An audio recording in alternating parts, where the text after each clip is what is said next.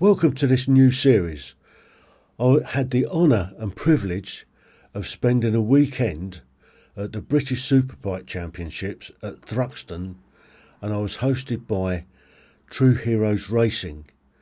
Now, I was able to do a series of interviews with all the team members, or most of the team members, and got a real insight into a team that is totally different from any other team in the paddock. I hope you enjoy this series of interviews that I've done and that you'll come on board and support the team. Don't forget to click the like button, subscribe to the channel and click the bell icon so you don't miss when a new episode drops. So this is the True Heroes Racing setup. So they've got the main Arctic there with the garage awning, and as you come to the side you've got the shop, which is crucial. Then you've got the smaller truck that's got the stores in, and as you come down the side you can look into the side of the garage where they keep all the tyres, and then you come into the hospitality area, and the hospitality area is crucial for the whole team. It's where they come to eat and meet up, and the team ethos is more than just a race team. Here's Leon on the grid with Phil and Stu, and here's Leon out on track. Now I'm here with at the BSB at Thruxton, and I've got one of the riders for the True Heroes Racing, so let's get him on and have a chat. So Leon, welcome. Hi there, thank you. Yeah. Now Leon, you're ex-military. I am. Yeah. Very recent. Very recent. So you've only just got out. Yeah, last Sunday. Wow. Yeah. So and that's your actual end date. End date. Yeah. So yeah. now you're in receipt of your army pension. Yeah. Not yet. It's still going through. I'm chasing it. Yeah. Chasing it. It takes a few weeks, but once it comes through, it's fine. Yeah. So you did quite a long time in the military. Yeah. Were you involved with a motorcycle racing team during there? I was. It'd be 9 years, coming up 10 years. I would have been in the army and racing for Team Army or True Heroes as well. So yeah. So you got into True Heroes while you were still serving? Yes, I did. Yeah. It was a bit of a battle sometimes due to on-duty status. Yeah. Because I was part of Team Army, which cover racing for the Army team, and then the wider thing is to have something like True Heroes where you have an Army, Navy or RAF. Yeah. And sometimes there was some bashing of heads to try and get me on duty status for it. Sometimes I had it, sometimes I didn't. So the Army team then, what do they race at? Where do they race? So they do endurance. They do enduro at no limits. Yeah, endurance at no limits, and they do 3 to 8 hour endurance races. Yeah. We used to have a sprint race in the Thundersport Championship as well. So we had sprint races in there and then endurance at no limits. But Thundersport closed. Yeah. So everyone's moved over to no limits, and they do the both in there now. So they're both located in the same place. Yeah, but they don't come to the same tracks that these guys do. yeah, very similar. Yeah, there's only a couple that don't, like Thruxton, this one, and there's only BSB really. And what's the other one? Knock. Yeah, Knock's a long way to go from just about everybody. Yeah. And now we do the Spanish round as well. So. Oh right. The Spanish round's the first one because we used to do Silverstone. Yeah. They don't do that anymore. They do the Spanish round. So we didn't go to that because it's a bit far as well. Yeah. So that's a bit of a lick to get down. Yeah. Money flow ain't that. Yeah. Good for that. Yeah. So you've now been racing for True Heroes Racing. Yeah. And you're on a Ducati. Yeah, I am. Yeah. And what happened last year? So last year the crash. Yeah. So the start of the Ducati was tri-options. Yeah. And we did the first year tri-options. I did tri-options spec bike, which is basically stock. Yeah. Got on really well with it. Enjoyed it. I think I got 11th. I was 12th, and I got an 11th because of disqualification. So that was good. That was one of my first races. I was well chuffed in it. And then we were mid-pack through through the season, so it was really good. And then we forced hand, we had to move to the Supersport on the Ducati, and then did the first race for Supersport at Silverstone, and I got taken out by another rider. So that put me back about 5-6 months. Yeah, so I wasn't. So not your fault then. No, it was from behind. Someone had lost control behind me and took me and him out. So yeah, and then I was out for a while. So yeah, did you get a bad injury from that? yeah, I broke my leg, broke my wrist, broke my ribs. What else is it? ACL, MCL on my knee. Yeah, so it took a long time to recover. It does. Yeah, and MCL and ACL as well. I did injure again through recovery, so that put me back a bit as well. So I was itching at the bit to get back to the bikes. Yeah. Like we spoke about before. But you can't rush it, or if you do rush it, it does. Yeah, the problem with rushing an injury is that it takes longer. If you listen to what the doctors are saying and take it easy and do the regime that they give you, you recover so much quicker.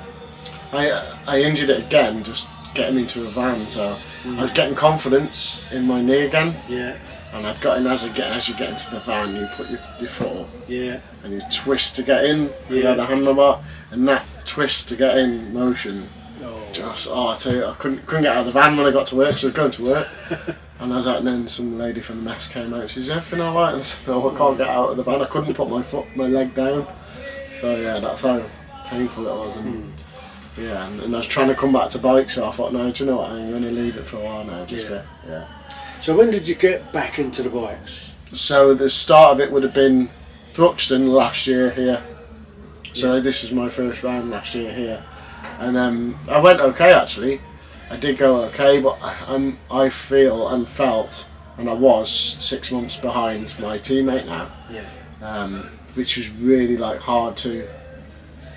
We came in together the same year. Yeah. We did the tri-options together. We did the Supersport together, and then I see my teammate going around and setting some good times, and I'm like, why am I not doing that? And I think it put me in a headspace where I was trying to rush, and it just wasn't connected. Yeah. I'm trying to get there quick, like the injury. I'm trying to get there quick, and it just spiraled a bit. I just wasn't doing the things. I was rushing. I was trying to get, just looking for anything to get it. It just wasn't. I wasn't relaxed. I was always tense. I was always trying, and riding a bike, the more relaxed you are, the faster you'll go without even you knowing it. Yeah. So I found that you have to be relaxed to ride a bike. It's when you're gripping and trying to push it too hard. Yeah, you can work hard and go slower. Not only go slower, but you make more mistakes. Yeah. And I think that's one of the things as well. When you start to make mistakes, you're getting corners wrong. You get one corner wrong, and that knocks on for the next 2 or 3 corners. You start to slow down. People are coming past you, like you're parked up on the side of the road. So you got some treatment. So what was that?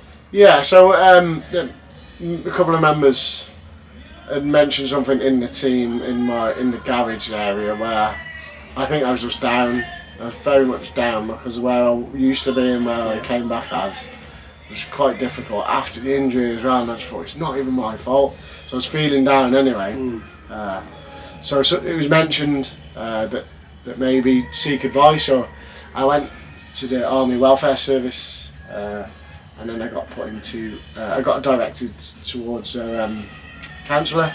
Yeah. So I went there and had a chat about that. Very good. It's probably. If it didn't do anything, all it did was let me get stuff off my chest with someone who didn't know me or didn't have something to say about this situation.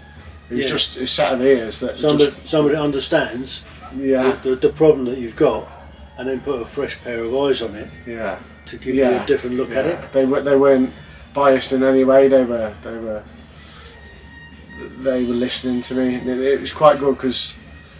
Just did listen, and then he made his, I don't know what he thought, assessment of the situation, and he came back to things that I'd mentioned in the conversation that I just glanced over, and he took me back to that and stuff. And I think it just made me think different. I was the same person, but I'm thinking different. Yeah. As I mentioned before about if it's in your hands, do something about it. If it's out of your hands and you can't do nothing, it's like I say about worry. Yeah. If there's no point in worrying about something if you can't do anything about it. Yeah. If you can't change it, don't worry about it. Yeah. It's a very difficult thing to get that mindset of some people are natural worriers and get anxiety and build up over stuff that's totally out of their control. And until they change their mindset, they're just going to keep going down that same road. Change your mindset, and it changes everything. Opens up. I think I was feeling impatient.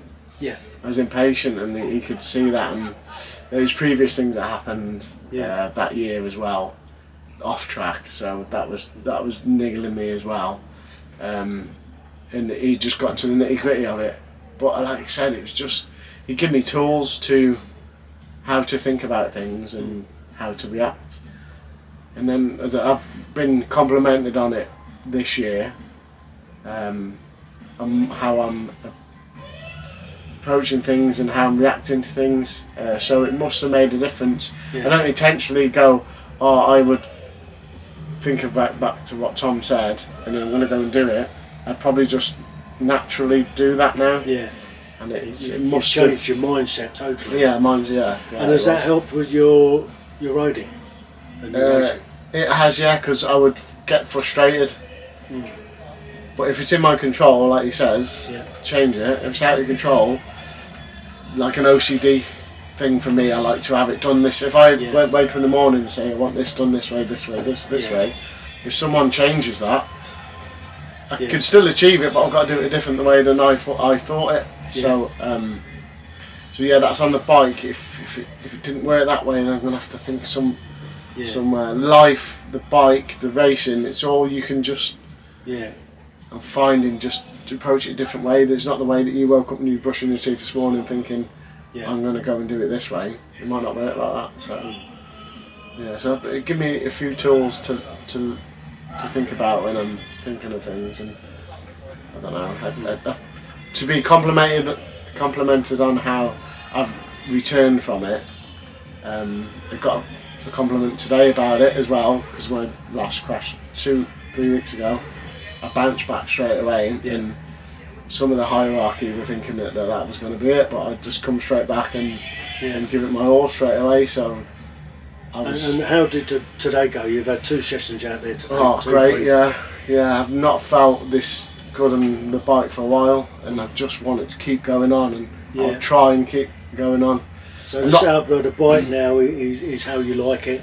And you're getting a bit more out of the bike. Yeah, you're always chasing something, but it's now I can even pinpoint. I didn't like that bit there. Before it was just a whole machine that was I couldn't pinpoint on, but now I can think. It's a little bit there, or it's a little bit there, and you can eye increases out. You can eye increases out better when your head's all in the game, and you can feel from the bike as such. So. Are you looking forward to tomorrow?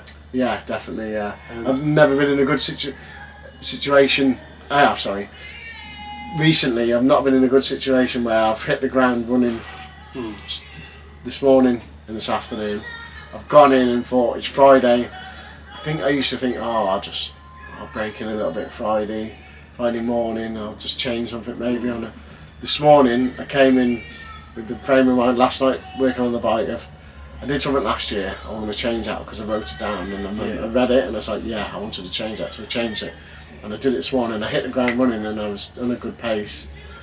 But the thing that I wanted to change wasn't what I was going to be, but it was alright because I was doing alright, so I've gone back to what I had last year and I've just changed a few things, so Little tweaks, once you get it working right, then and you'll start to pick up the pace.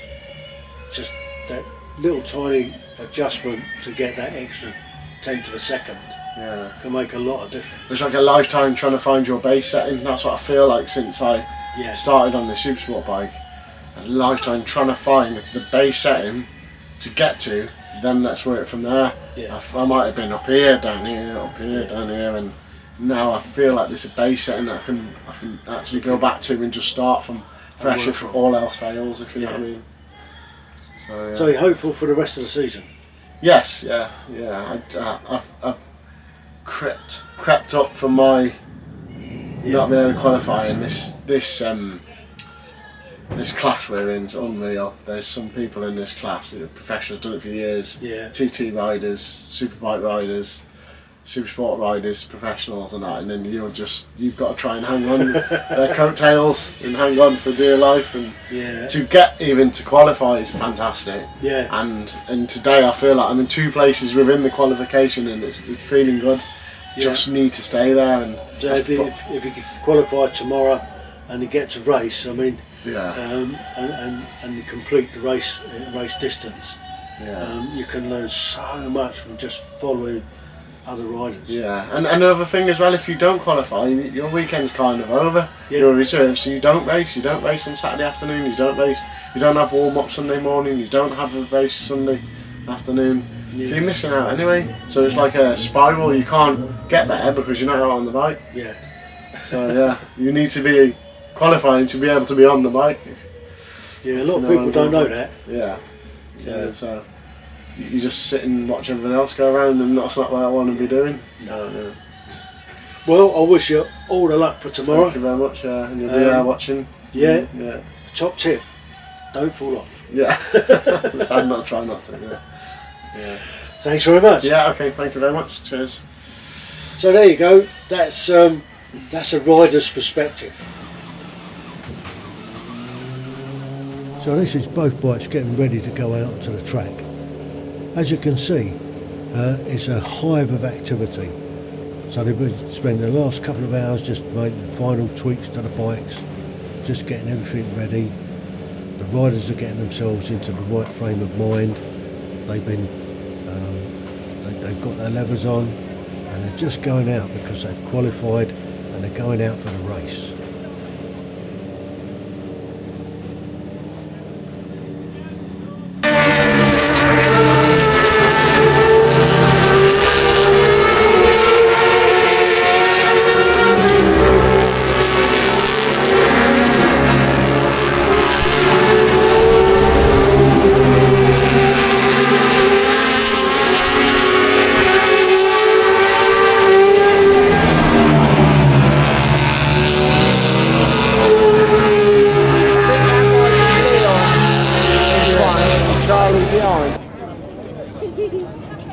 So it's not all about the racing, it's about engagement. And that's Leon.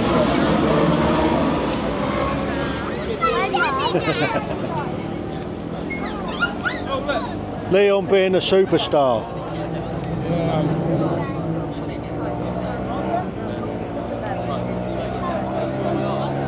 Done?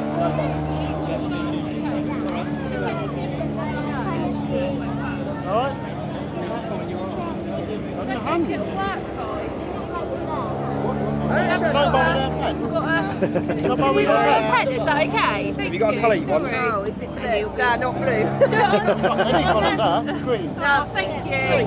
What colour do you want? Sorry, thank you. Fine. You came prepared. Shall I do it on the black so you can see it?